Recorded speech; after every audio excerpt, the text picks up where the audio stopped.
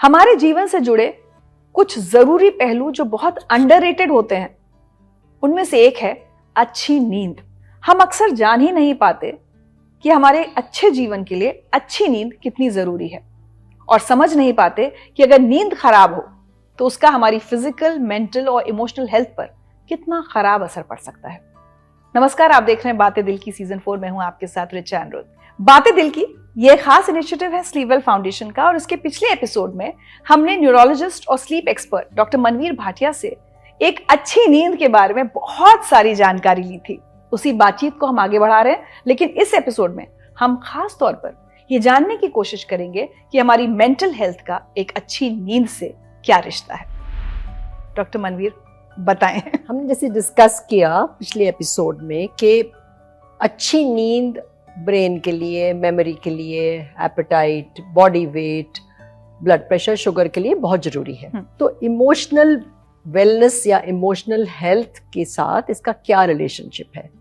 तो इसके लिए हमको थोड़ा समझना पड़ेगा कि हमारी जो इमोशंस हैं, खासकर बैड इमोशंस, गुस्सा, चिड़चिड़ाहट, अपसेट हो जाना, उदासी आना, ये कैसे ब्रेन में फंक्शन करती हैं या प्रोसेस करती हैं।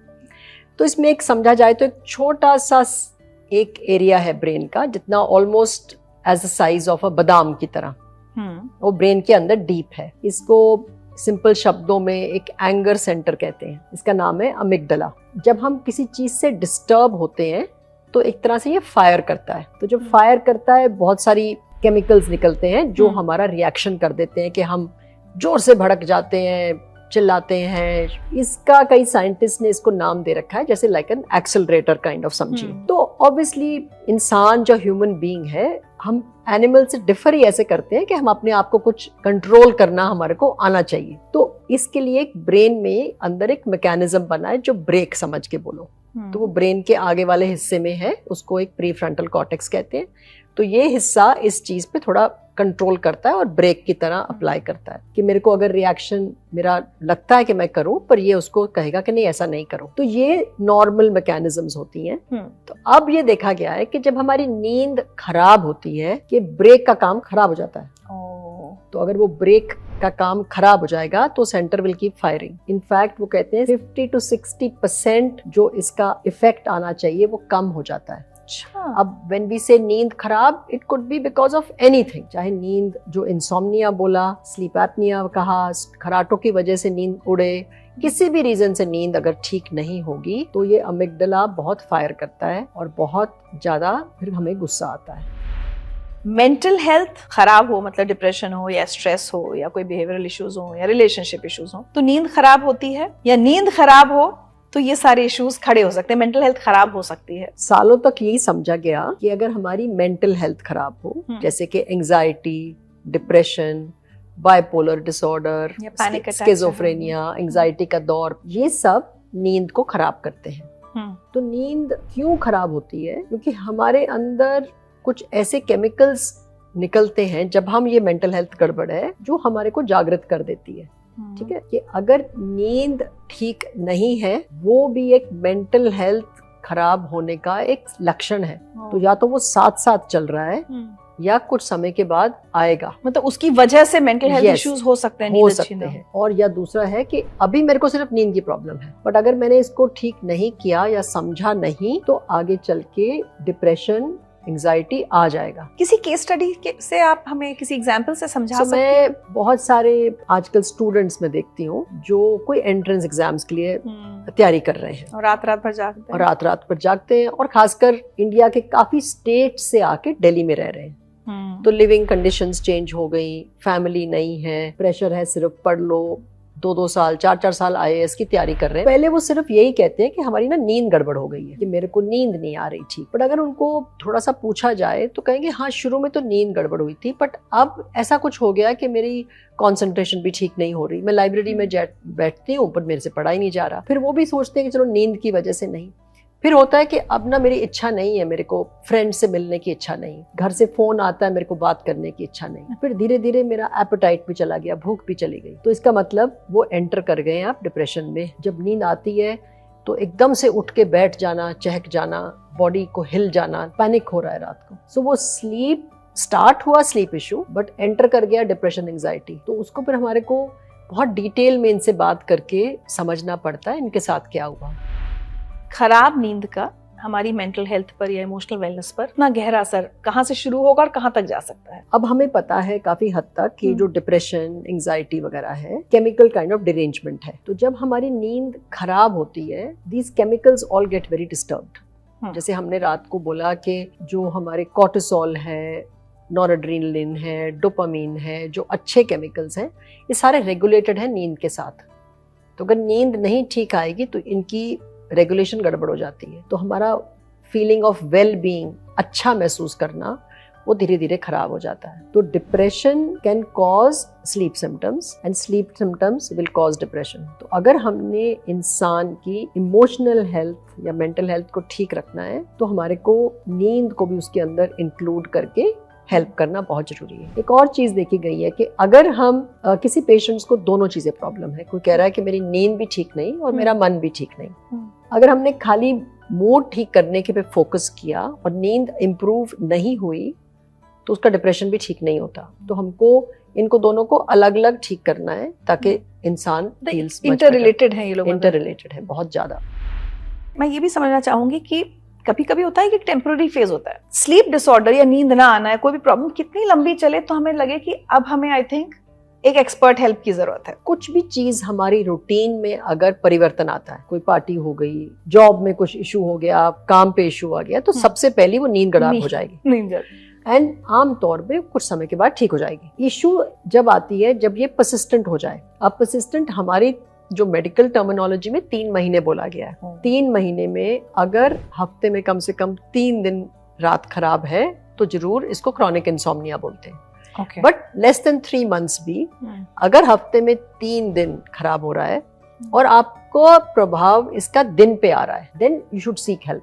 अच्छा, अगर कुछ बेसिक चीजें अगर हम समझना चाहें कि क्या कुछ ऐसी चीजें होती है कि ये खाने से नींद खराब होने का ज्यादा चांसेस है, का क्या रिलेशन है, और आजकल तो से भी 4 कदम आगे लोग चले गए हैं, क्या सब कुछ हो रहा है, और या फिर अच्छी नींद के लिए भी कई बार पुराने लोग नहीं ये कह देते हैं ये पता नहीं 1 गिलास दूध पी के सो जाओ या ये खा लो। तो ये थोड़ा सा फूड एंड ड्रिंक्स का रिलेशन बताइए स्लीप। तो अगर हम छोटे टाइम का समझे, अक्यूट सिम्टम्स बोलते हैं जो पहले कुछ 3-4 हफ्तों में है, तो यस हम अपनी रूटीन में क्या करें कि मैं वापस ट्रैक पे आ जाऊं।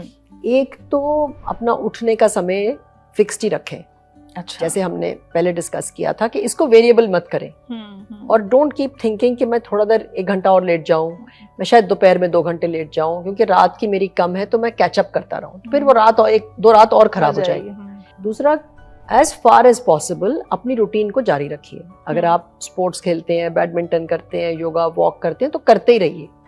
अगर चलो इतना है, लोग कहते हैं कि हमारी बॉडी थक रही है, हम उतना नहीं कर सकते, तो हाफ कर दो, 0 पे मत जाओ। देन जो कॉफी का हमने डिस्कस किया, जो pure coffee caffeine related products हैं वो 1 बजे के बाद नहीं लेना, और वैसे भी एक चाय शाम को 4-5 बजे ले सकते हो। रात को कई लोग चाय पीते हैं कि मैं चाय पी के सोती हूँ, तो वो पक्का नींद को गड़बड़ करेगा। अच्छा, नाउ कमिंग टू और स्लीप के साथ ना बहुत डिटेल में ये रिसर्च हो चुका है। तो क्या करती है कि नींद आने में मदद करती है, बट एक और चीज करती है कि ब्रेक्स द स्लीप। तो कुछ 2-3 घंटे के बाद जब बॉडी में लेवल्स गिरेंगे तो वो नींद तोड़ देगी। फिर लोगों को होता है कि अब तो फिर मेरे को नींद ठीक नहीं आ रही, तो अगले night they will increase the quantity. So ये does that. Second is कि जिन लोगों को स्नोरिंग है उनको अगर वो लेते हैं तो उनकी snoring will become much worse. और स्नोरिंग का एक नेक्स्ट स्टेप है जिसको हम बोलते हैं स्लीप एपनिया, रात को सांस में रुकावट। तो अगर वो रुकावट आएगी तो वो नींद फिर तोड़ेगी। इसके लिए इट इज इम्पोर्टेंट कि मैं कारण तक पहुंचूं और उसको रेमेडी करूं, ना कि मैं स्लीपिंग पिल खा लूं या ले लूं। जो फूड सब्सटेंसेस हैं कि वो नींद में हेल्प करते हैं। तो मिल्क एक ऐसा सब्सटेंस है, अच्छा, उसमें एक जो निकलती है चीज वो हमारे नींद को हेल्प करती है, अमाइनो एसिड है जो हेल्प करता है। ऐसे ही एक वार्म शावर एट नाइट, वो क्या करता है कि बॉडी को आउटसाइड वार्म करता है, but after the bath the body cools. तो जब बॉडी थोड़ी टेम्परेचर कम होता है तो नींद बेटर होती है। बट ज्यादातर ये है कि मैं अपना उठने का टाइम फिक्स रखूं और बहुत ज्यादा नींद के बारे में सोचूं नहीं। इशू ये आता है कि जब ये 3-4 दिन ऐसे हो तो लोग सोचने लग पड़ते हैं, घबरा जाते हैं। बातें दिल की में हम लगातार लोगों से कहते हैं कि अगर कोई दिक्कत है तो एक्सपर्ट्स के पास जाएं। तो अगर मैं साइकोथेरेपिस्ट के पास जाती हूँ तो क्या वो नींद को उतनी ही इंपॉर्टेंस देंगे? और अगर आपके पास कोई आता है अपनी नींद की परेशानी को लेकर, तो क्या आप साइकोथेरेपी को उतनी इंपॉर्टेंस देती हैं? अभी मैंने जैसे 25-32 इयर्स के लोग देखती हूँ, मुझे लगता है कि इनको रिलेशनशिप इश्यूज की वजह से नींद उड़ गई है और अपना नहीं संभाल पा रहे हैं, तो फिर हम जरूर काउंसलर की मदद लेते हैं। अच्छा। Because I would not want to give them any other medicine. पर अगर वो नींद की इशू डिप्रेशन की तरफ चल पड़ी है और मॉडरेट सिवियर डिप्रेशन हो गया है, जैसे मेरे को कल एक लड़की ने बोला कि जो चीजें मेरे को खुशी दिलाती थी ना वो अब नहीं दिला रही, तो that means something is going deeper than just sleep. तो हो सकता है फिर हमारे को थोड़ी सी मेडिसिन देनी पड़े, बट काउंसलिंग जरूर स्टार्ट करनी चाहिए, बिकॉज उनकी हमको लाइफ की ट्रेजेक्टरी देखनी है। अगर वो 25-26 साल या 30 साल के हैं तो थोड़ी देर में मेडिसिन से हेल्प कर सकती हूँ, बट काउंसलिंग तो चाहिए ताकि जिंदगी में आगे और स्ट्रेसर्स आएंगे, बार बार इनकी ना बार बार नींद गड़बड़ होती है। I mean as a time stress will come the sleep will go, फिर ये वरीड हो जाएंगे। तो कोपिंग स्किल्स हमारे को एनहांस करनी है, तो काउंसलर का बहुत डेफिनेटली स्ट्रॉन्ग रोल है। 2-3 पहलू में बात करूंगी जो ज्यादातर यंगस्टर्स की लाइफस्टाइल से जुड़े हुए हैं। जैसे आपने कहा रिलेशनशिप्स, अब रिलेशनशिप्स में स्ट्रेस आ गया या तो लड़ाई झगड़े हो रहे हैं। अब आजकल क्या है, सब कुछ बहुत जल्दी भी हो गया है। पहले तो इंतजार करना होता था कि भाई मिलेंगे तब लड़ाई होगी, अब तो सब कुछ फोन पर व्हाट्सएप पर है, रात रात भर जाग रहे हैं, प्रॉब्ली चाहे अच्छी बातें भी कर रहे हैं या लड़ाई झगड़ा हो गया तो पूरी रात आप फोन पर हैं और उसमें झगड़ा कर रहे हैं। तो ये जो रिलेशनशिप इश्यूज होते हैं, इनका नींद पर और फिर हमारी मेंटल हेल्थ पर कितना असर पड़ता है? ये जो कनेक्शंस में बहुत कंटिन्यूस कनेक्शन हो गया, तो उसमें कुछ ना कुछ तो कभी आपकी मर्जी के खिलाफ कुछ ना कुछ तो होगा। तो अगेन इंडिविजुअल पे डिपेंड करता है। कई लोग बहुत ज्यादा सेंसिटिव हैं, उनको कुछ भी ये हो जाएगा तो first thing that will happen with sleep will go. Because इसको हम एक थ्योरी बोलते हैं जिसको हम बोलते हैं हाइपर अराउजल। मतलब शरीर के अंदर आप बहुत टेंस जब हो जाते हैं, जो केमिकल्स निकलेंगे वो हमें अलर्ट कर देते हैं, और जैसे ही हम अलर्ट होंगे तो नींद चली जाएगी। तो हमारे को ये समझना है कि हम ये अलर्टनेस को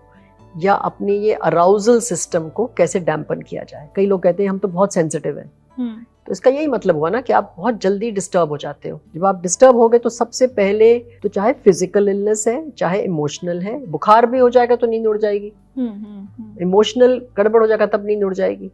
तो you should take it and understand your personality. तो हमारे पास एक मॉडल है इसका नींद खराब होने का, जिसको हम एक 3P मॉडल बोलते हैं, पर जो मैं आप अपने पेशेंट्स को भी समझाती हूँ ताकि जो समझ पाए। इसका जो फर्स्ट P है वो है पर्सनैलिटी। कि मैं हूँ कैसी। जैसे हम कहते हैं सेंसिटिव, थिंकर, मेटिकुलस, प्लानर, कुछ जेनेटिक, तो उनमें बहुत ज्यादा चलता है कि मैं P जो फर्स्ट P हो गया। सेकंड P है कि कोई प्रेसिपिटेटिंग इवेंट। अब इवेंट कुड बी लड़ाई झगड़ा, could be change of home, job. तो जैसे ही वो सेकंड वाला आता है हल्की सी नींद खराब होती है, जैसे आपने कुछ बोला, कुछ भी रूटीन में गड़बड़ होगा, पर ये वापस आ जाएगा। पर third P is the culprit.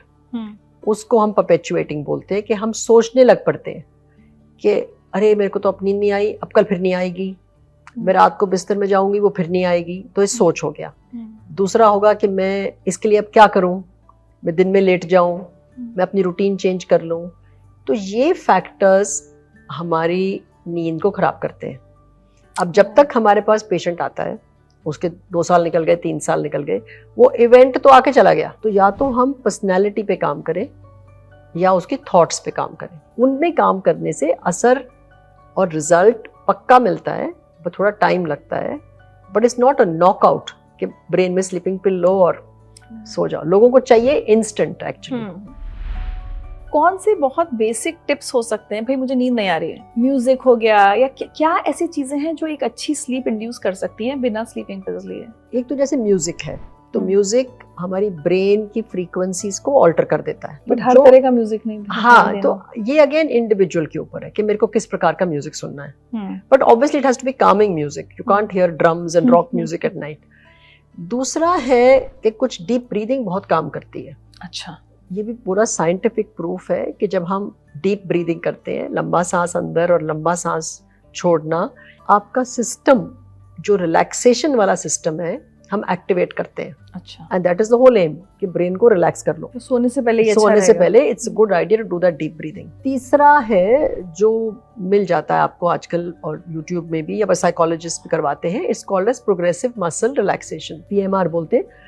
उसमें होता है कि अगर किसी को बोलो कि आप रिलैक्स कर लो तो नहीं होता, तो then you alternate contraction and relaxation. जैसे टो से स्टार्ट करो, पैरों की उंगलियों को पहले टाइट करो, count for 3 or 4 and then release. फिर एंकल, फिर काफ, फिर नी, कम अपवर्ड्स। ओके, तो जैसे जैसे आप ऊपर ऊपर आते चले जाओगे, your brain will start relaxing. And कई Okay. दफा लोग नी, कई दफा हिप तक पहुंचते हैं तो नींद आ जाती है। ओह, ये अच्छी exercise. Next is something called as visual imagery. Brain ऐसा नहीं बना कि हम बोले कि तुम कुछ मत सोचो, कुछ मत करो, लेट जाओ, तो वो चल पड़ेगा जितना आप उसको करोगे। तो then you have to take it to some other part. तो विजुअल इमेजरी होता है कि आप आंखें बंद करके एक ऐसा सीन इमेजिन करो जहां पे आपने कुछ हॉलिडे किया, या कोई आपको कोई जाना है कि इच्छा है, which is like a scenery. You will start getting absorbed in it, and as you go into it, your brain will relax. और एक जो मुझे लगता है बहुत बड़ा दुश्मन जो आजकल सब यंगस्टर्स कर रहे हैं, सोने से पहले मतलब बेड पे बैठकर लैपटॉप पर वो कोई OTT, नेटफ्लिक्स, Amazon चला देते हैं, और कई बार वो देखते देखते लोग सो जाते हैं। So, see, ये भी एक बहुत एक अपनी लाइफ स्पैन में एक हमने चीज देखी, ठीक है ना। पहले सीरियल्स थे, और वो सीरियल्स होते थे कि एंड हो गया 1 घंटे में, जब whatever, and then it would come अब अगले हफ्ते आएगा। अगले हफ्ते आ गए, तो यू हैड नो चॉइस। जब से ये कंटिन्यूटी आई है ना, इसमें ब्रेक नहीं है। So the brain has this feeling of feeling good. हम क्यों लेते हैं? ताकि वो जो सेंटर है वो आपकी केमिकल रिलीज करता है जो आपको बहुत अच्छा महसूस करता है। तो ये OTT वगैरह उसी सेंटर पे काम कर रहे हैं। So you have to form some discipline of having that time कि I will put it off. क्या जेंडर का कोई कनेक्शन है नींद से, कि हम कहें कि भाई आदमियों को ज्यादा नींद आती है या ज्यादा डिसऑर्डर्स उसमें होते हैं, और महिलाओं को ऐसी कोई स्टडी या there is so we have different kinds of sleep disorders, है ना। जो इंसोम्निया बोला हमने, वो एक्चुअली वुमेन में ज्यादा कॉमन है। नींद ना आना, हाँ, नींद ना आना, नींद खराब होना, नींद टूटना, ऑल काइंड्स ऑफ दोस। कि वुमेन का brain is different. Women generally जहाँ मर्जी समझो, मल्टीटास्किंग बहुत ज़्यादा है, रिस्पॉन्सिबिलिटीज बहुत ज़्यादा है, केयर टेकर्स विमेन हैं, तो दे हैव अ सिस्टम जो एक अराउजल सिस्टम मैं बोलती हूँ, जनरली उनका हाई रहता है। तो इंसोम्निया विमेन में ज़्यादा कॉमन है।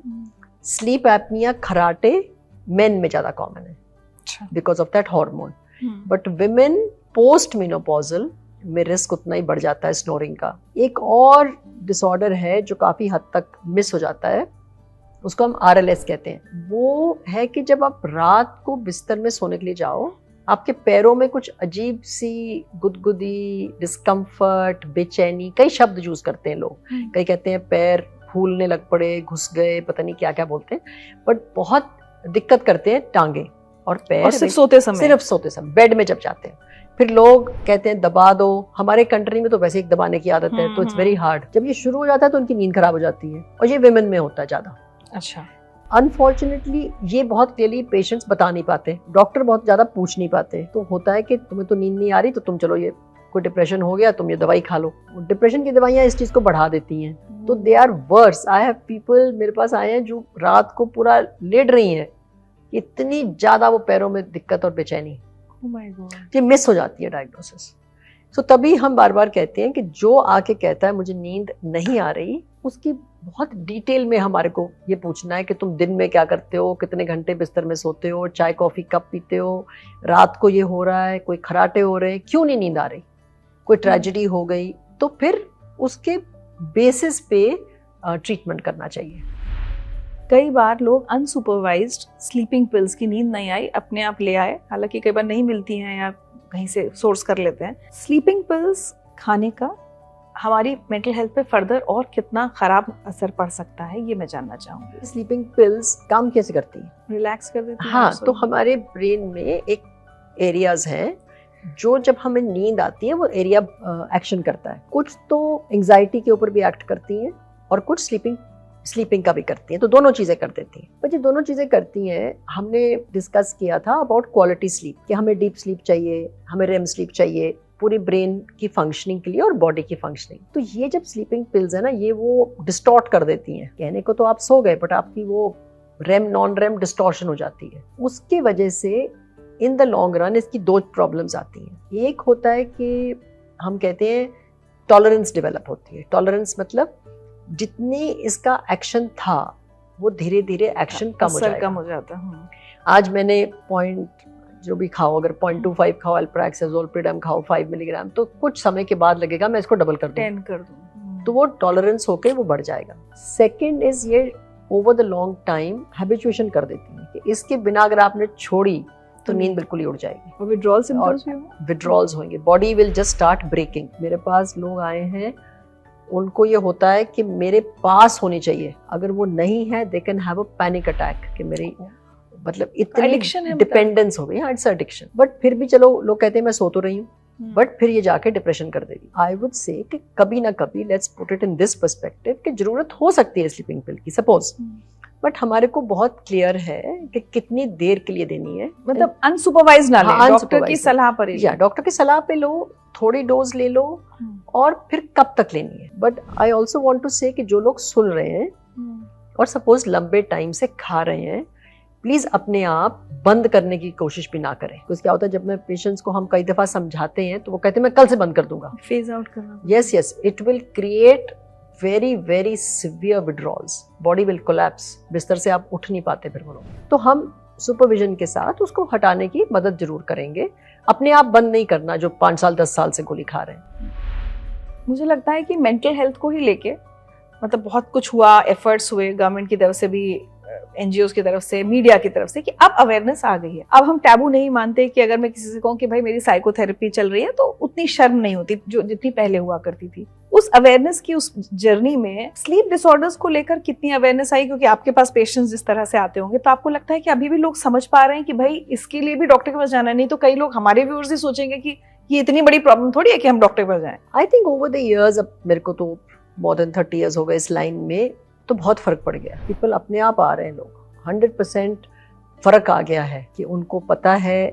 कि मेरे को ये अगर हो रहा है तो इसके लिए मेरे को कुछ करना चाहिए। पर ये मैं मानती हूँ जरूर कि अभी भी टाइम लग रहा है, तो वो घूमते घामते आते हैं, but I think generally awareness है। मेरा ये पेशेंट्स को कहना होता है कि 60% 70% हम करेंगे, 30-40% आपको करना है, और sometimes the other way around, 30-40% हम करेंगे, 60-70% आपको करना है, तब जाके आप हो जाओगे ठीक। बट आपको हमारे साथ साथ रहना है।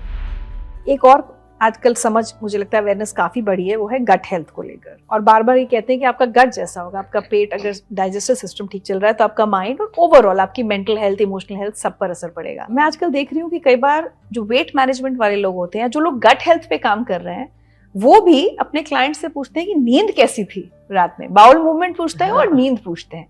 ये क्या कनेक्शन है? जो हमारी नींद है और जब गुड स्लीप है उसमें सारे जो हार्मोन्स है हमारा एपेटाइट कंट्रोल करते हैं और हमारा सेटाइटी बोलते हैं कि हम फुल हो गए, वो दो बहुत जरूरी है वेट के लिए। और स्पेशली लोग अगर लेट सो रहे हैं तो ये देखा गया है उस टाइम मंचिंग बहुत ज्यादा है। तो अगर आपने 7 बजे लोगों को बोला खाना खा लिया और सो रहे हैं लोग 2 बजे तक, तो वो क्या करेंगे? People with the weight management, एक तो ये पता करना है कि आप कितने घंटे जाग रहे हो और क्या करते चले जा रहे हो, तो उसमें एक्टिविटी वगैरह का भी बहुत लिंक है। अगर आपकी नींद ठीक नहीं है तो आपकी एक्टिविटी भी ठीक नहीं होगी, you are very lethargic, you are very tired, motivation कम हो जाता है। सो हम ये भी कहते हैं कि sleep is like a base, और उसके ऊपर you have nutrition, you have exercise, you have good health. कई सालों से बहुत क्लियर फोकस है न्यूट्रिशन पे, लोगों को पता है कि क्या खाना है, कब क्या खाना है, कैसे करना है। एक्सरसाइज का भी बहुत डिटेल्ड आ चुका है कि कितने मिनट रोज होना चाहिए। But I am hoping that gradually we understand कि अगर ये नींद ठीक नहीं होगी ना, ये बेस ठीक नहीं है, तो ये दोनों चीजें भी ठीक नहीं हो पाएंगी। देखिए आज आप लगातार कह रहे हैं कि कितना अंडररेटेड है और या इसका महत्व हम समझते नहीं है, और जैसे जैसे हम ये एक रैट रेस में है, कंपटीशन में, तो हम देर तक काम करने को या देर तक पढ़ने कितना हमने इसको ग्लोरीफाई कर दिया कि अरे उनका बच्चा तो रात 2 बजे तक पढ़ता है। और हमेशा 11वीं 12वीं में शुरू हो जाती है प्रॉब्लम, 10वीं के साथ कंपटीशन की तैयारी। यू आस्क पीपल कब से प्रॉब्लम है, दिल से तब से प्रॉब्लम। अब मैंने कल जो किसी को देखा, the husband is working in US time, उनकी मेंटल हेल्थ का क्या होता है? उनका वो ही is awake the whole night. अब शी सेज मैं भी नहीं सो पाती हूँ because he is in and out. तो एक और इंटरेस्टिंग ये होता है कि नींद अगर फैमिली में एक बंदे की खराब हो तो काफी फैमिली की खराब हो जाती है। कई पेरेंट्स मेरे पास आते हैं, उनकी नींद has become very bad. So why? किसी के बच्चे तो बाहर विदेश बैठे हुए हैं, तो वहां से वो कॉल करेंगे रात को, तो नॉट स्ट्रेस वाली खबर बच्चे की सुन ली, तो मदर फादर की नींद वैसे उड़ गई। एक ही बंदे की नींद के साथ पूरी फैमिली पे असर प्रभाव पड़ जाता है। मेरा आखिरी सवाल, जो हर घर की कहानी है, बच्चों को सुबह कितनी देर तक सोने दिया जाए?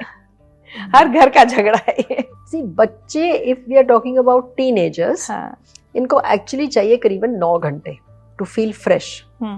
तो 9 इनको मिल नहीं पा रहे, किसी भी कंट्री में बहुत मुश्किल से मिल पा रहे हैं। क्यों? बिकॉज एक तो ये लेट बहुत सो रहे हैं, फिर इनके स्कूल के इशू है। तो अगर हमारा टाइम फिक्स्ड है फॉर वेकअप, तो कोशिश करना चाहिए कि हम बेड टाइम थोड़ा सा ठीक रखें, ताकि 9 घंटे की। हाँ, 9 नहीं मिले तो 8 तो मिले, बट 6-7 मिलने पे तो दे आर वेरी बैड।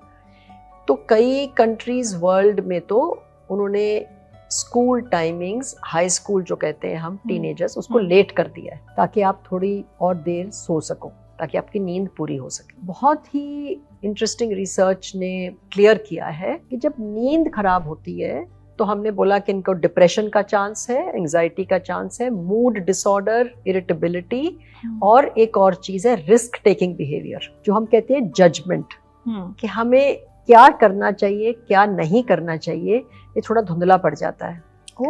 ये कारण है कि जो बच्चे थोड़ा वगैरह की तरफ जाते हैं, इट इज मोर कॉमन देखा गया है जिनकी नींद ठीक नहीं है। अच्छा। तो ये जजमेंट जो चीज है कि मेरे लिए क्या ठीक है क्या नहीं ठीक है, that is a big problem. So इसीलिए उनमें और भी फोकस करना चाहिए कि हम उनको ध्यान रखें, ताकि they don't go towards this bad habits. और मुझे लगता है बच्चों को हम तभी सिखा पाएंगे जब पेरेंट्स की लाइफस्टाइल ठीक होगी। So, अगर पेरेंट्स हर समय बहुत रात तक पार्टीज कर रहे हैं तो बच्चे पर तो बुरा असर पड़ ही रहा है। वो देख कहा जाता है ना, एक कहावत है कि you can tell somebody what to do but you set an example, they will follow. तो बोलने से काम नहीं चलने वाला, आपको वैसा ही बनना पड़ेगा model, then they will follow you. हमने आज बहुत सारी बातें की और पिछले एपिसोड में भी बहुत सारी बातें हुई थी और बड़ा मजा आया मुझे, गलतफहमियां दूर हुई और कॉन्सेप्ट्स क्लियर हुए।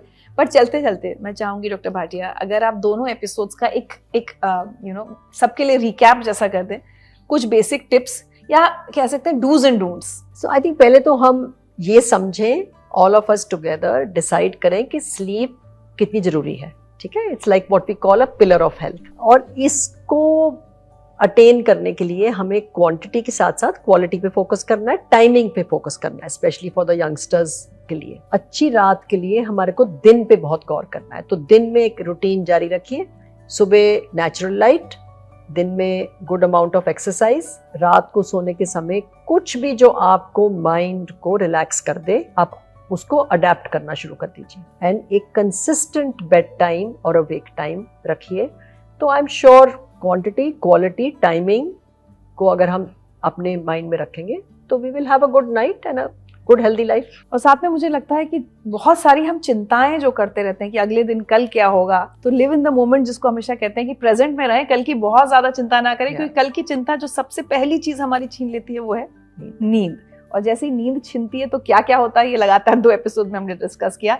तब उम्मीद करेंगे कि इस कॉन्वर्सेशन से आपको फायदा मिला हो, बहुत सारे सवालों के जवाब मिले हों और लाइफ को लेकर थोड़ी क्लैरिटी हुई हो। अपनी लाइफस्टाइल अगर आपको कहीं लगता है कि चेंज करने की जरूरत है तो जरूर कीजिए, और उम्मीद करेंगे कि आप सब एक अच्छी नींद एंजॉय कर सकें। Thank you so much doctor Bhatia. Thank you so much.